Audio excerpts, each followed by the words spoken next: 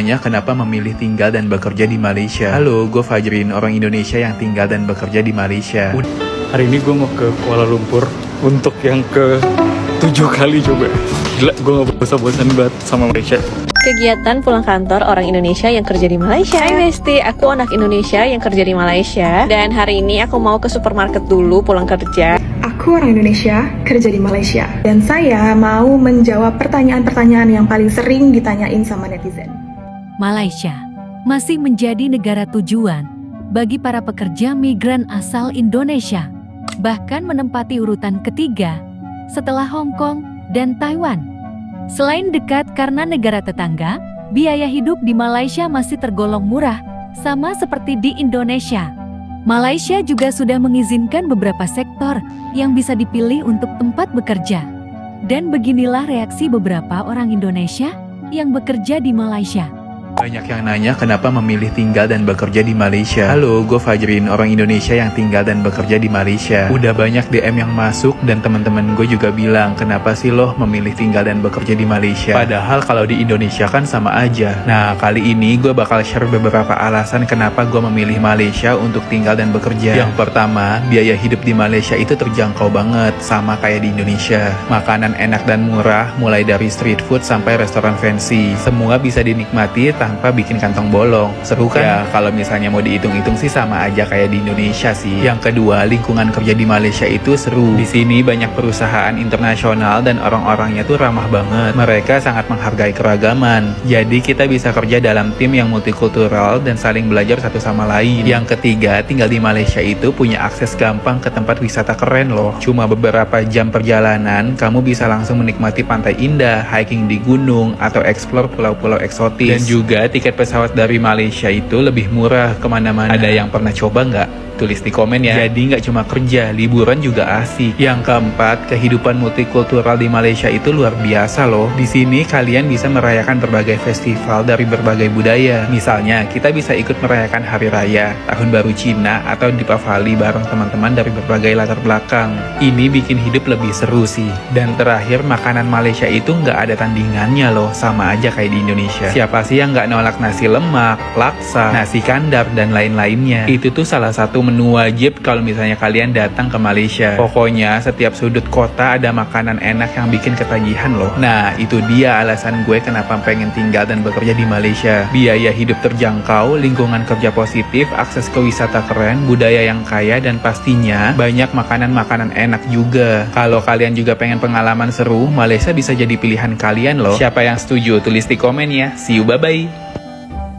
Kerja di kantor Malaysia, apakah harus bisa bahasa Inggris, Kak? Jawabannya iya dan wajib banget. Meskipun di sini banyak orang Melayu dan rata-rata bahasa yang digunakan adalah bahasa Melayu. Tapi rata-rata kalau misalnya mau berkomunikasi dengan Chinese Malaysia, mereka lebih gampang untuk berbahasa Inggris. Walaupun di kantor aku banyak orang Indonesianya juga dan aku kerjanya sama orang Indonesia, tapi untuk beberapa hal aku harus berkomunikasi dengan orang luar. Contohnya dari Vietnam, Thailand, Jepang. Jadi rata-rata perusahaan di sini itu adalah global company, yang mana pekerjanya bukan hanya orang lokal atau orang Indonesia saja. Meskipun kerjaanku yang sekarang adalah dealing dengan orang Indonesia, tapi training yang disediakan dengan berbahasa Inggris. Kemudian untuk ngobrol dengan atasan atau manajerku juga dengan bahasa Inggris. Contohnya ada beberapa manajer yang bukan orang lokal, ada yang dari Filipina, India, Amerika, dan lain-lain. Bahkan waktu dulu aku interview di tes 2 bahasa, yaitu Inggris dan Indonesia. Jadi bayangin aja kalau nggak bisa bahasa Inggris, interviewnya juga nggak akan lolos. Buat yang mau kerja di sini, siapin kemampuan bahasa Inggrisnya dari sekarang ya.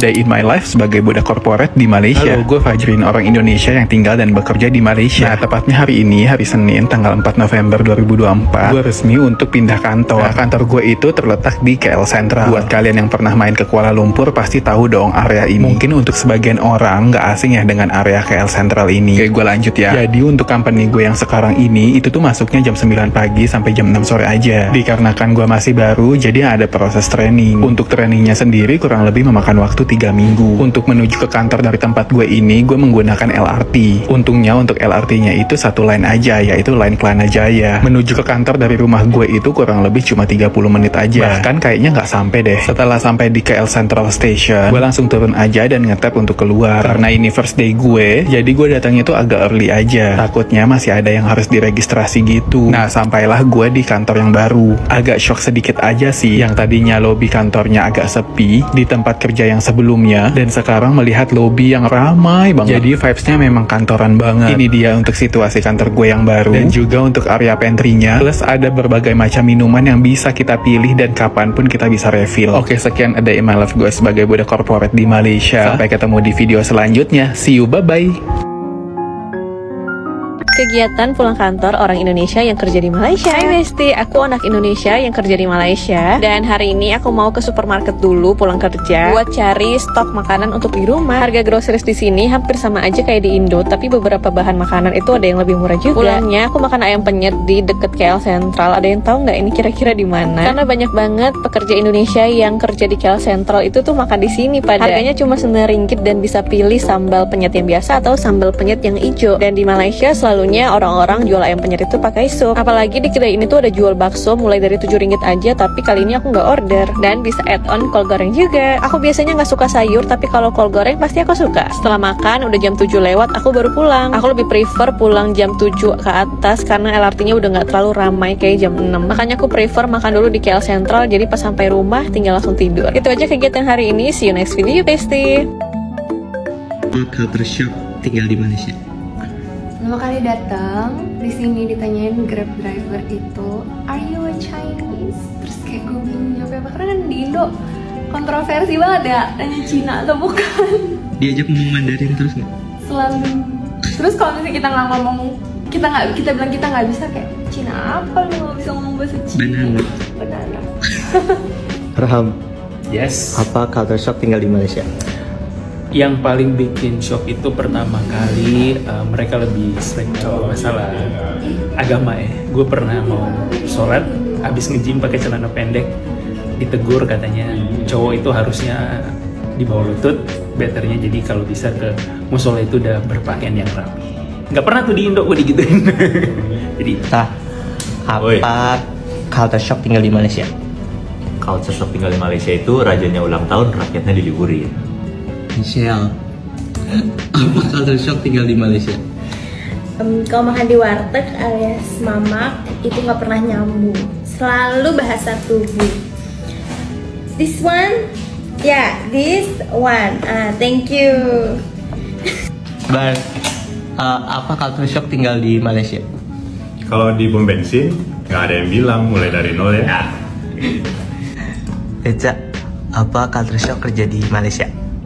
Apa ya?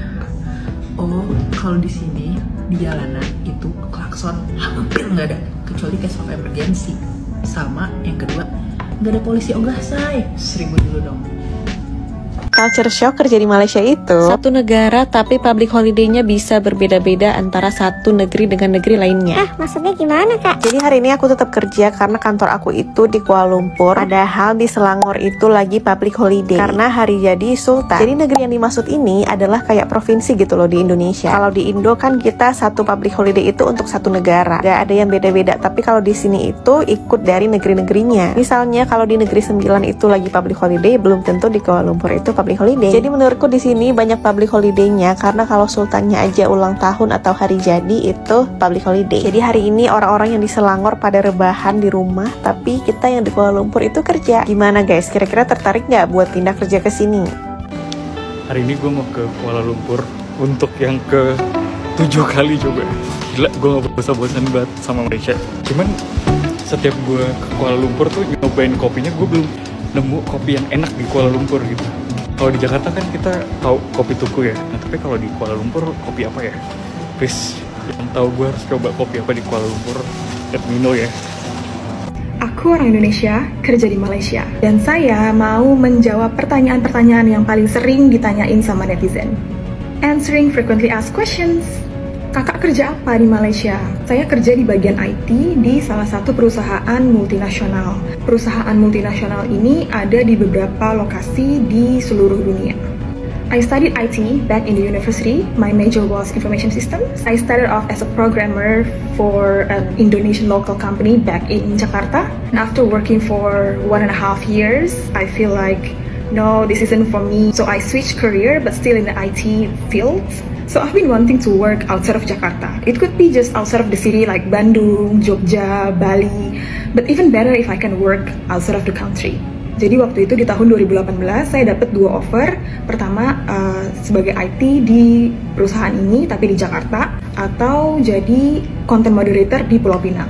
Jadi setelah cari-cari banding-bandingin, akhirnya memutuskan ya udahlah di Jakarta dulu aja. Ternyata dapat kesempatan untuk pindah ke luar negeri tapi masih di perusahaan yang sama. So this is like a dream comes true for me. Ada pertanyaan apa lagi?